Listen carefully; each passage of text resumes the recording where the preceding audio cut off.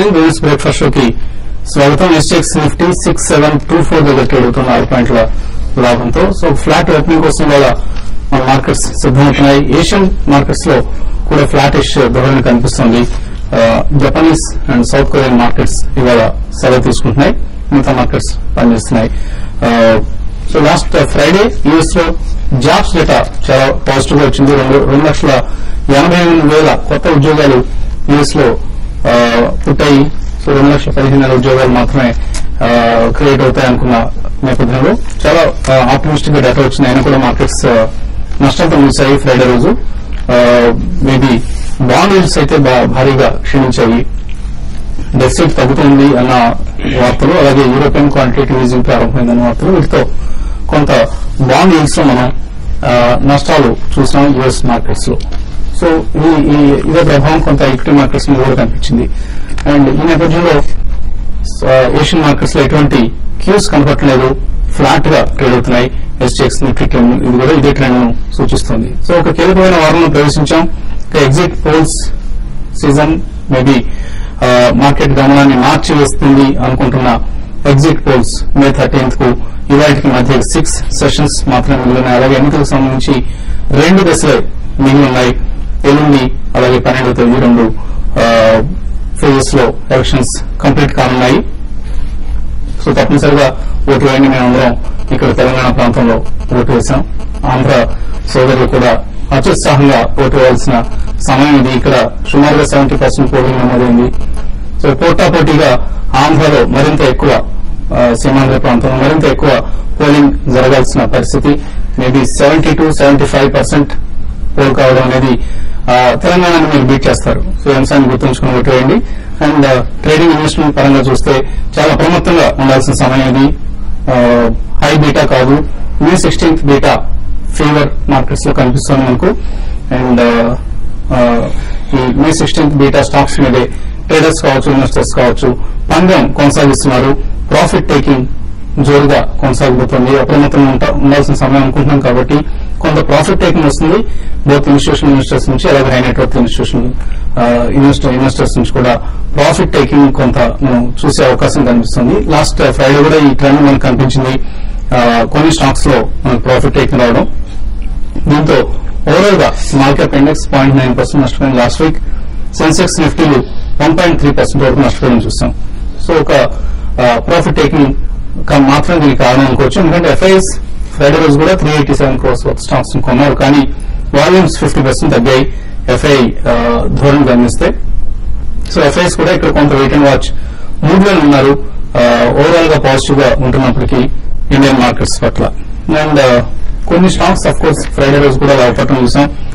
ప్రధానంగా mid cap IT stocks like 90 కావచ్చు, Polaris కావచ్చు, ఈక్లెక్స్, ఎన్ఐటి టెక్నాలజీస్, అలాగే retail shares symphony, future life style, future retail, ఇటువంటి stocks లో మనం చాలా స్ట్రాంగ్ ప్రాఫిట్స్ కూడా చూసాం. సో కొంత పోర్ట్ఫోలియో షిఫ్ట్స్ అలాగే పోర్ట్ఫోలియో రొటేషన్ కొనసాగుతుంది. And at the same time profit booking కూడా జరుగుతుంది. సో ఈ అంశాన్ని దృష్టిలో ఉంచుకొని కొంచెం అప్రమత్తంగా ఉండాలి. మనం అంతకుముందు చెప్పిన అగ్రెసివ్నెస్ ఇప్పుడు పనికిరాదు. ఇక్కడ ఆచితూచి అడుగు వేయాల్సిన సమయం ఇది. బై అండ్ డిక్లైన్స్ పానిక్ కావాల్సిన అవసరం లేదు. మేబీ 230 కంటే తక్కువ సీట్లు రావడం, ఇటువంటి పరిస్థితి ఏర్పడినప్పుడే ఎన్డీఏకి సంబంధించి 230 కంటే తక్కువ వచ్చినప్పుడే మార్కెట్స్ లో పానిక్ వాతావరణం వస్తుంది. అదర్వైజ్ ఇప్పుడున్న ట్రెండ్ బట్టి చూస్తే సునాయాసంగా 270 మార్కును ఎన్డీఏ దాటే అవకాశం కనిపిస్తుంది. కాబట్టి మేబీ కొంత ఆప్టిమిజం కూడా ఉండడం మంచిదే. ఇక ఈ పరిస్థితి నుంచి అనలిస్ట్ ఏమంటున్నారు తెలుసుకుని ప్రయత్నించేద్దాం. సో కీలకమైన వారంలో ప్రవేశించాం. ఇక ఎగ్జిట్ పోల్స్ కు ఈ వారం మాత్రమే ఎగ్జిట్ పోల్స్ కు ఇవాళకి మధ్య ఉన్న గ్యాప్ 6 సెషన్స్ మాత్రమే. ఈ టైంలో ఎటువంటి పొజిషన్స్ తీసుకోవచ్చు? ఒకటే కన్జర్వేటివ్ ట్రేడింగ్ అడాప్ట్ చేయాలన్నమాట. లాస్ట్ వీక్ కూడా మనం చూసాం అనమాట. క్లియర్లీ చాలా మంది మార్కెట్ ప్లేయర్స్ అనమాట మోడెస్ట్ గా ప్రాఫిట్స్ బుక్ చేసుకుని ఎక్కువ క్యాష్ పైన ఉంచడానికి అనమాట రెడీగా ఉన్నారనమాట. ఎందుకంటే క్లియర్లీ ఏదైతే కనుక కొన్ని నెగిటివ్స్ ఎకనామిక్ ఫ్యాక్టర్స్ ఉన్నాయన్నమాట, లైక్ మాన్సూన్ దిగ్గా ఉండొచ్చు అండ్ ఎఫ్ఐ ఫ్లోస్ కూడా స్లో డౌన్ ఉంది క్లియర్లీ. అండ్ గ్లోబల్లీ కొంచెం అనమాట తిరిగి అనిశ్చితి తెర మీదకి వచ్చింది పోస్ట్ ప్రీమియం క్రైసిస్ తర్వాత అనమాట. కాబట్టి ఓవరాల్ గా మార్కెట్స్ అయితే ఆల్రెడీ 250+ అనమాట ఇండియాకి ఫ్యాక్టర్ చేసినాయి. చేంజెస్ కనిపిస్తున్నాయి మీకు. బీహార్ లో నితీష్ కుమార్ పూర్తిగా సైడ్ లైన్ అవుతున్నాడు. ఆల్మోస్ట్ 0 పొజిషన్ సీట్స్ వస్తాయి. అక్కడ ఆర్జేడీ కాంగ్రెస్ పుంజుకుంటుంది.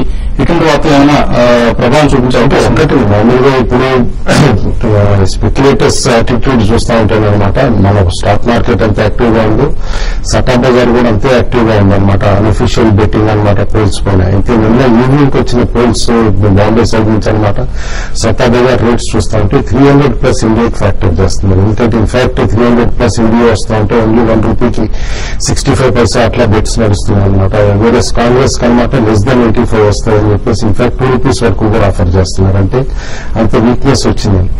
అయితే ఇఫెటల్ మార్కెట్స్ సంబంధించినటువంటి బెట్స్ నడుస్తున్నాయి. 26 out of 42 ఇండియా ఎయిర్లైన్స్ కి నడుస్తామండి. నిన్న ఈవినింగ్ రేట్ అనమాట. అది దానికి అనమాట ఓన్లీ 72% ఇస్తున్నారు అనమాట. అంటే కాస్త స్ట్రెంత్ టీడీపీ బీజేపీ ఎయిర్లైన్స్ కి ఎక్కువగా చూపిస్తున్నారు అని చెప్పేసి కూడా క్లియర్లీ ఇండికేషన్ వస్తుంది.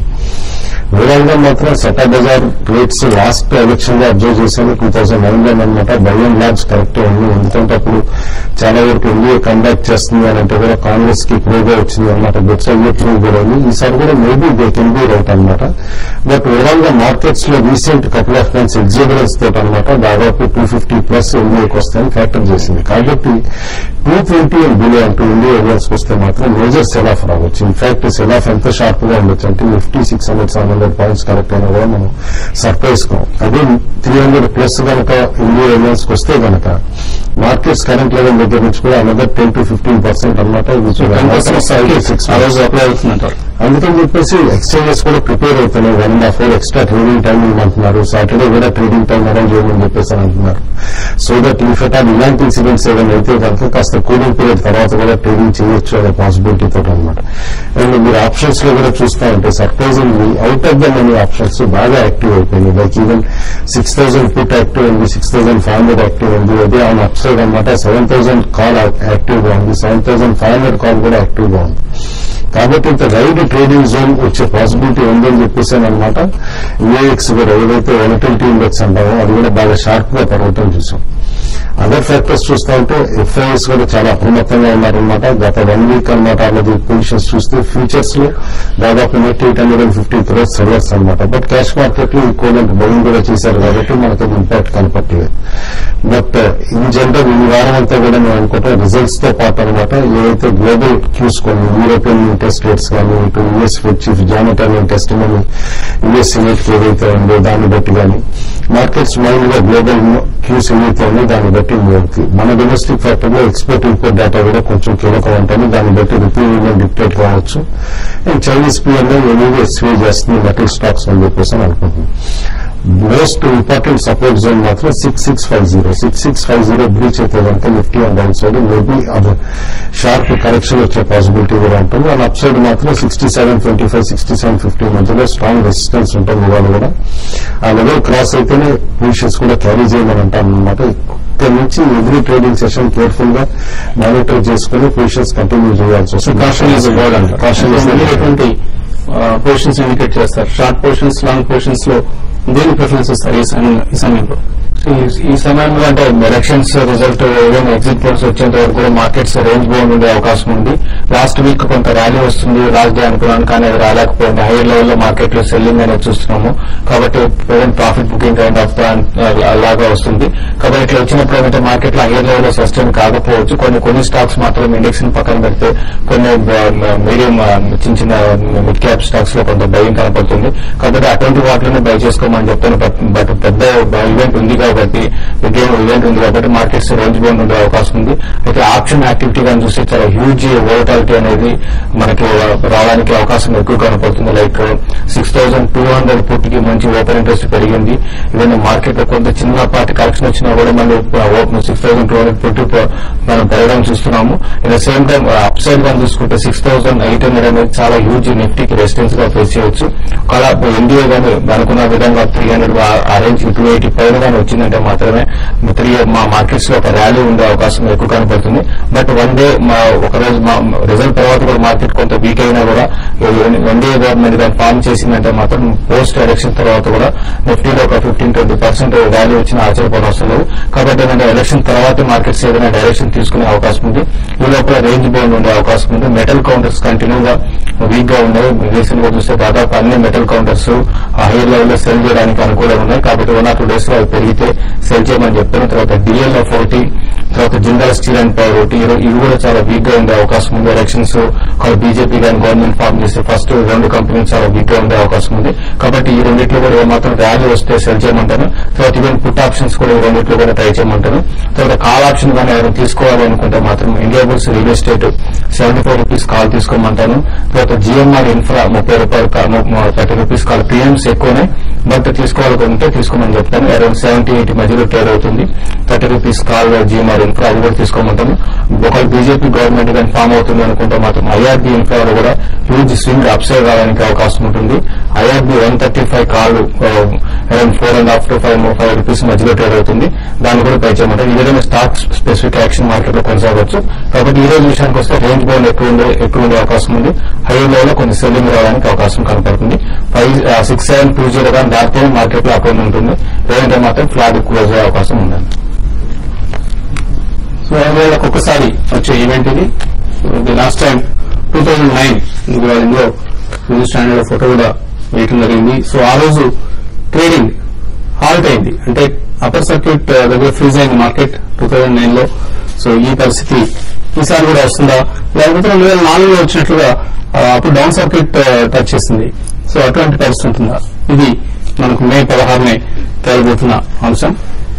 ఇన్వెస్టర్స్ నుంచి కాల్స్ తీసుకోవడానికి కాసేపు విరామం.